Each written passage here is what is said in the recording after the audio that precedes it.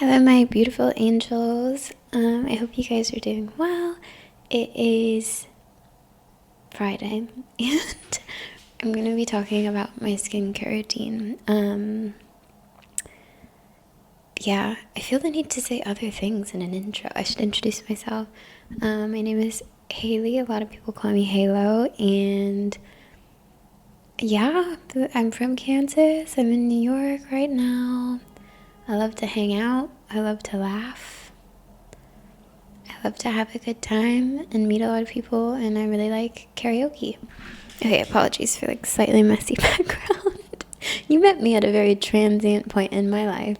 Yeah, I'm going to be talking about my skincare routine. This right here on my cheek, if you can see it, is the first pimple I've had in like 2 years, and I've been like traveling a lot lately, so I know that that's why I have it, with just like different sheets and things like that.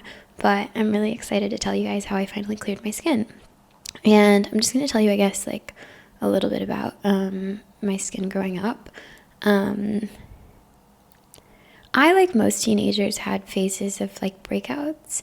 And since I did pageants growing up, it became like a bit of a project, like a thing of like trying to clear my skin beyond just the normal like teenager trying to clear their skin. I feel like, yeah, there was this added layer of like, I'm competing in a pageant, so we need to figure it out. And when I was about 14 or 15, I think, went on like spironolactone or something. Like I started taking some sort of pill, and it was one of those ones where you're not supposed to be in the sun too much. And then after that, I had that summer like a really bad allergic reaction to it and had to get off of it. And so after that, I went to like an esthetician once or twice who was a friend of my mom's, and got like some sort of skin peel and like, I don't know, like crazy, you know. But I was always on YouTube, like trying to figure out what other people were doing. I was young, I was like influenced, and I was trying to find a routine that worked for me, and I couldn't really find one. And I would use like random different products, but I would have a lot of breakouts and just that natural like teen feeling of not really liking yourself too, you know. And my mom always had like a super simple skincare routine, like beautiful skin. And I started putting on makeup when I started really wearing makeup in like the 8th grade maybe. And then I started getting my makeup done professionally for pageants every now and then when I was like 14. And that's when I was introduced to the full face of makeup. And so when I was about 15, 16, I started competing in Miss Kansas Teen USA, and I learned how to do my own makeup. But that introduced me to the world of like bold glam. And one thing that was really interesting to me, I guess, was my relationship with my own face. Not in like a vanity project sort of way, but in the sense of like, you get used to the way that you look depending on how often you look different ways. So it's like, if you wear full face makeup every day, you get used to yourself with full face makeup. And if you don't wear makeup, you get used to yourself without it. And, you know, you can like mix it up and things. But that was always sort of a fascination of mine, was like which version of myself I felt like I recognized. And when I started wearing more makeup like that, I got used to myself with a full face of makeup. And then when I started preparing for Miss Teen USA, I started doing more shoots, having more like full glam. I started getting my makeup done professionally by like insanely talented people that made me look like emphasized features I had in ways I didn't even know you could. And I was like, wow, this is so cool. So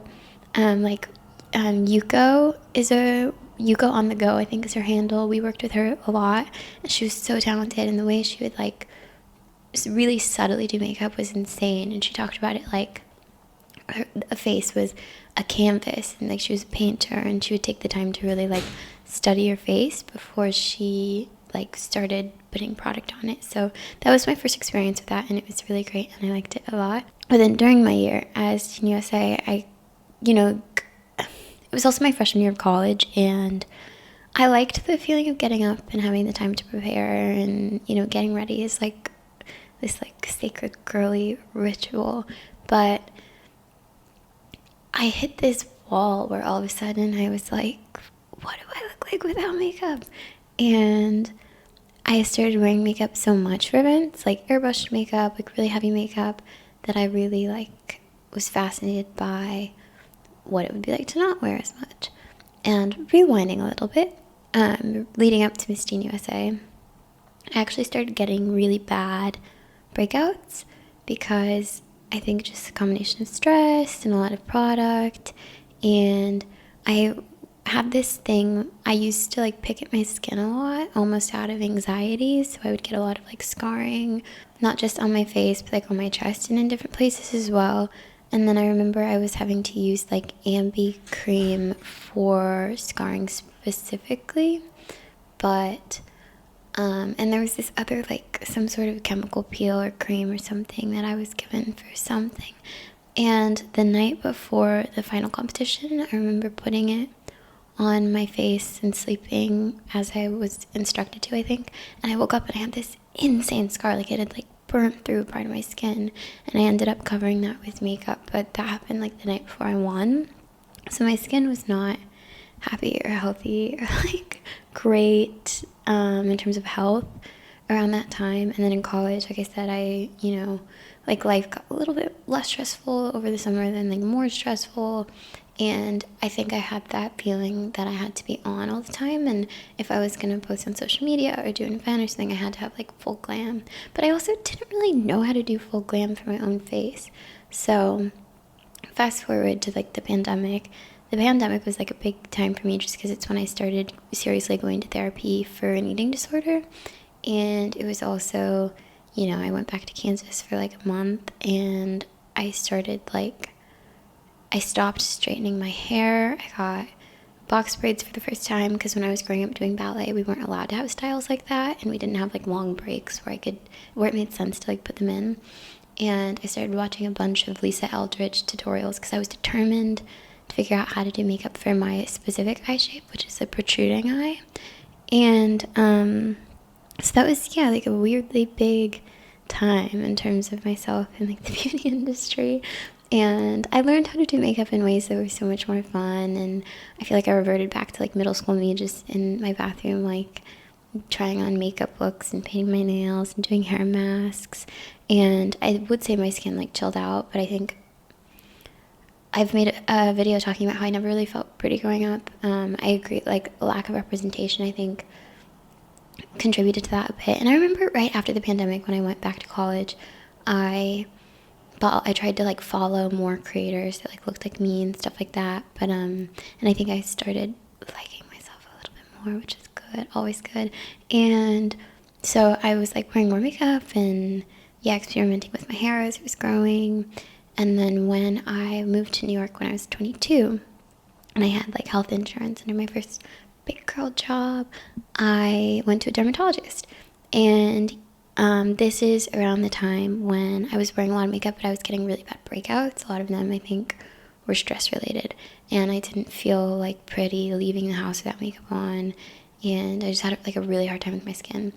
And I went to the dermatologist and we like chatted, and he suggested that I go on Accutane. So I did go on Accutane, and I was on it for, I don't remember, like the recommended amount of time. And I will say, I think I felt like a little bit loopy on it. Like, I don't know how much I recommended. But I'm just, trying to be honest and tell you guys what I did. And so I was on that for however long and did start to notice improvements. And he also had me using what's it called, like tretinoin cream. And I started noticing like pretty dramatic improvements in my skin. And then he recommended 2 products that are still the products I use today, which is the Skin Fix Foaming Cleanser and the La Roche-Posay moisturizer. And I'll use like a sunscreen when I remember. And that's pretty much it. That's all I do now. But Accutane like really cleared up my skin. And I will say one of the biggest differences that I think did contribute a lot as well is diet. Something about my relationship with food just like fundamentally changed over the past couple years, where I don't like I don't really enjoy processed foods the way I used to. And I think a lot of it is like exposure and habits. Like if you eat fresh food for a certain period of time, you will start to prefer it. And there's like weird, complicated, like urban planning stuff with this. Like it's so much easier in a walkable city to have access to fresh food than it is in a drivable city, because drivable cities have the infrastructure for like drive-throughs and stuff like that. And I think these are things that are becoming a broader part of the American cultural conversation right now. Like I don't think I'm saying anything new, but I think diet did help a lot. Like I love fresh food, you know. I love a raw carrot. I love a raw carrot salad. I love why is the only thing I'm thinking of like carrots? And also stress. I feel like I had to get so much better at stress management, and I like sauna, I do other things like that now, and I think that definitely contributed to the health of my skin and the development of my skincare routine. So yeah, those are the things I did. If you guys have any questions, please comment. Happy to respond and let you know. But yeah, I hope this helps. And again, like I would recommend consulting a dermatologist if you can, because I'm not an expert. This is just my story. But yeah, that's it. Bye guys. See you next time.